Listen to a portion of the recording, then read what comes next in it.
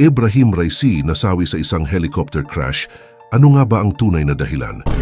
Totoo nga bang aksidente ang kanyang pag-crash? O may mas malalim pang dahilan? Namatay nga ba o pinatay? Yan ang ating aalamin. Nagluluksa ngayon ang bansang Iran sa pagkamatay ng kanilang presidente na si Ebrahim Raisi. Nasawi ang presidente dahil isang helicopter crash kasama ang kanyang foreign minister na si Hossein Amirabdollahian. May 19, 2024, linggo ng umaga tumulak sakay ng 3 helicopter ang grupo ng presidente ng Iran ang kanilang sadya. Pumunta sa isang inaugurasyon ng bagong gawa na dam sa bansang Azerbaijan. Natural sa inaugurasyon na iyon, kasama rin ang presidente ng Azerbaijan na si Ilham Aliyev. Napakahalaga ng dam na ito dahil ito ay ginagamit ng dalawang bansa sa mga komersyo at hydroelectric power para sa mas mababang konsumo ng kuryente. Matapos ang inaugurasyon tumulak papuntang bayan ng Tabriz sa Iran, itong si Ebrahim Raisi. Wala siyang kaalam-alam na ito na pala ang huling niyang biyahe. May kumalat pa ngang video bago ang nasabing aksidente na makikita si Ebrahim Raisi at si Hossein Amirabdollahian na masayang nagkukwentuhan sa loob ng helicopter. Subalit pagdating ng hapon, wala nang naging balita sa helicopter na sinasakyan ng presidente. Nawala rin ito sa radar at mga radio command mula sa system maging sa 2 pang helicopter na nakasunod lamang sa kanila. Ay hindi malaman kung paano biglang nawala ang sinasakyan ng Pangulo. Agad silang tumawag sa Iranian Air Force para magsagawa ng search and rescue. Subalit kahit anino ni Ebrahim ay hindi nila natagpuan hanggang umaga ng Lunes, May 20, 2024, gumimbal sa Iran state media ang isang balita. Natagpuan nila ang wasak na helicopter ng Pangulo sa malawak na kabundukan sa Tabriz. Sa itsura pa lamang ng helicopter ay maiisip mo na talaga na walang makakaligtas sa aksidente. Recover naman ang mga bangkay ni na President Ebrahim Raisi, Foreign Minister Hossein Amirabdollahian at mga crews ng helicopter. Base sa masusing investigasyon, ang pangunahing dahilan ng pag-crash ay dahil sa makapal na fog. Ang hindi makitang paligid ang naging rason kung bakit nawalan ng communication command ang eroplano dahilan upang masira ang router nito at bumulusok sa kabundukan. Hindi naman nakakapagtaka kung fog nga ang naging dahilan ng pag-crash ng helicopter dahil kung pababasehan ang mga international reports, isa talaga ang makapal na fog sa dahilan ng mga aksidente sa mga eroplano. Ayon sa isang pagsusuri na ipinakita sa isang 2021 forum ng American Institute of Aeronautics and Astronautics, ang mga pagbabago sa panahon ay may malaking papel sa lahat ng nakamamatay na pag-crash ng helicopter. Ang pagsusuri ay nagpapaliwanag pa na ang hangin ay isang madalas na kadahilanan ng panahon sa mga insidente ng helicopter, ngunit ito ay hindi gaanong karaniwang sanhi ng mga pagkamatay. Ang mga nakamamatay na aksidenteng nauugnay sa lagay ng panahon ay pangunahing nauugnay sa hindi magandang kondisyon ng visibility na dulot ng kombinasyon ng mababang pag-iilaw ng ulap. Ang pinababang visibility na ito ay maaaring maging mahirap para sa mga piloto ng helicopter na mag-navigate ng ligtas. Bukod dito, ang mga operasyon ng helicopter ay madalas na nagaganap sa mas mababang mga altitude kumpara sa fixed-wing na sasakyang panghimpapawid at madalas silang nasasangkot sa mga take-off at landing sa mga lugar na malayo sa mga tradisyonal na paliparan. Bilang resulta, ang mga piloto ng helicopter ay maaaring makaharap sa limitadong pag-access sa real-time na impormasyon sa lagay ng panahon dahil sa mga issue sa pagkakakonekta o kakulangan ng saklaw ng panahon sa mga malalayong lugar at sa mas mababang altitude. Matapos na pumutok sa iba't ibang panig ng mundo, ang balita tungkol sa pagbagsak ng helicopter na kinasasangkutan ni Pangulong Ebrahim Raisi sa hilagang kanluran ng Iran, agad na nagsimula ang haka-haka habang ang Iranian state media ay nagbibigay ng limitado at kung minsan ay magkasalungat na impormasyon tungkol sa insidente. Marami ang napaisip kung totoo nga ba na aksidente ang nangyari o baka may mas malalim pang dahilan, hindi rin maalis sa isip ng mga Iranian na baka sinadyang ipa-crash ang helicopter at may nag-utos upang patayin ang presidente. Dahil sa nangyari, maraming kumalat na walang basehan na teorya patungkol sa kapalaran ni Raisi at ng iba pang 7 individual na nakasakay, kabilang ang Foreign Minister na si Hossein Amir Abdullahian at ilang matataas na opisyal. Bakit nga ba nila ito nasabi?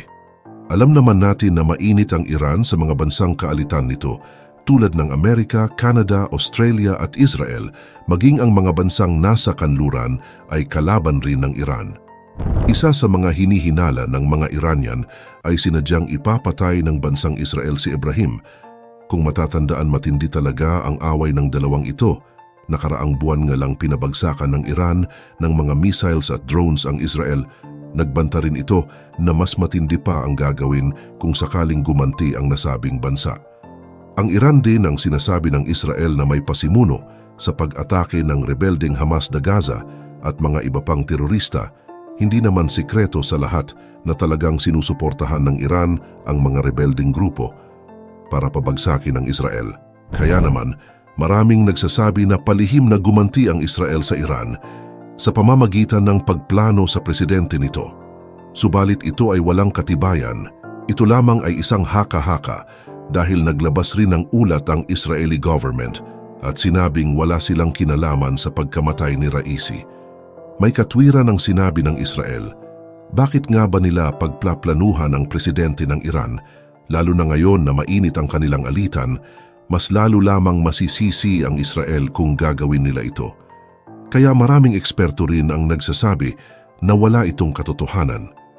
Gayunpaman, marami pa ring lumalabas na teorya na baka hindi Israel ang gumawa, kundi Amerika o ibang bansa na may lihim na galit sa Iran. Anuman ang kumakalat na paniniwalang ito ay pawang sabi-sabi lamang.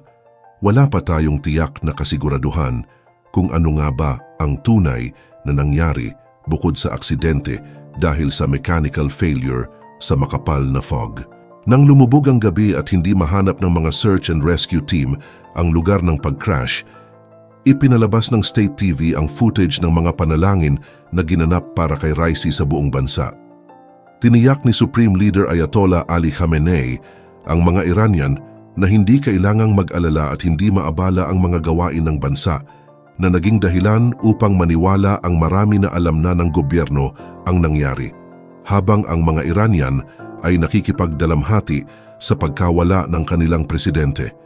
Ipinagdiwang naman ng mga kalaban ang pagkamatay ni Raisi na binanggit ang kanyang pagkakasangkot sa marahas na pagsupil sa kilusang protesta noong 2022 at ang malawakang pagbitay sa mga bilanggong politikal noong huling bahagi ng dekada 1980. Sa social media may mga biro, sarkastikong komento at mga larawan ng mga nagpoprotesta na nasaktan sa mga nakaraang demonstrasyon. Pero ang tanong ngayon, ano na ba ang mangyayari sa bansang Iran? Siguro iniisip ng karamihan na mapaparalisa na ang mga gawain at sitwasyon dahil sa pagkamatay ni Raisi, pero nagkakamali kayo.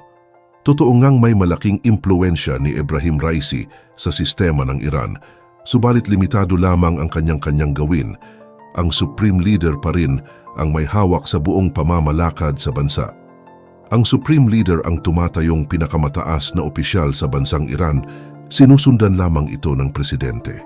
Sa madaling salita, madaling mapalitan si Raisi, subalit mas mahirap para sa Iran kung mismong si Ayatollah Ali Khamenei na ang mawala dahil tiyak talagang magbabago ang pamamalakad sa Iran. Marami namang naghihinayang sa pagkasawi ni Raisi dahil isa siya sa matunog na pangalan na hahalili kay Khamenei kapag nagretiro na ito. Sa ngayon kasi 85 years old na si Khamenei at ilang taon na lamang ang itatagal nito bago ipasa ang kanyang pwesto. 2 tao pa naman ang nakikita nilang pwedeng pumalit sa Supreme Leader. Una nga riyan si Ibrahim Raisi. Ang pangalawa ay si Mujtaba na anak ni Khamenei. Mapunta naman tayo sa pagkapangulo. Kung ang pagbabasehan ay ang batas ng Iran, gaya rin ito ng karamihan ng bansa na kapag namatay ang presidente, ang vice-presidente ang papalit sa pwesto. Kaya naman, si Mohammad Mokber ang hahalili muna bilang presidente ng Iran pansamantala. Bakit ko nasabing pansamantala?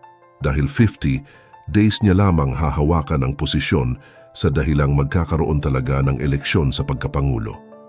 Maari naman sumali si Mokber sa halalan, subalit marami ring matutunog na pangalan ang naka-line up para sa pagkapangulo. Sa huli, ang aksidente na kinasasangkutan ng pag-crash ng helicopter at pagkamatay ni Pangulong Ibrahim Raisi ay magkakaroon ng makabuluhang implikasyon para sa Iran maging sa politikal na aspeto nito sa bansa. Inaasahan na mag-trigger ito ng isang makabuluhang pagbabago sa kapangyarihan at posibleng humantong sa isang succession crisis sa loob ng teokratikong rehimen. Habang ang insidente ay malamang na magkaroon ng isang mas malinaw na epekto sa panloob na politika, ang epekto nito sa patakarang panlabas ng bansa ay inaasahang medyo mapipigilan. Ang patakarang panlabas ng Iran, lalo na pagdating sa mga pangunahing isyu tulad ng mga negosasyong nuklear, mga salungatan sa rehiyon, at mga relasyon sa internasyonal na komunidad. Gayunpaman, walang nakakaalam kung kailan mamamatay ang tao, kaya naman piliin mong maging mabuti sa kapwa at sa sanlibutan.